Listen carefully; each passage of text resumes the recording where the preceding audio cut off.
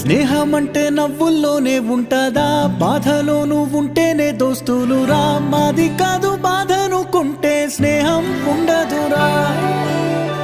తప్పుల్లోనూ నీతోనే ఉన్నామురా, గొప్పల్లోనూ నీతోనే ఉన్నామురా. చెప్పలేని బాధే ఉన్నా చెయ్యే బదలమురా.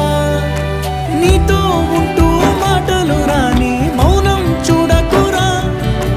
మౌనం వెనకే మాటలు కలిసిన బాధుందిరా లోపల. స్నేహంలో నా కోపాలన్నీ కరిగే మేఘాలురా.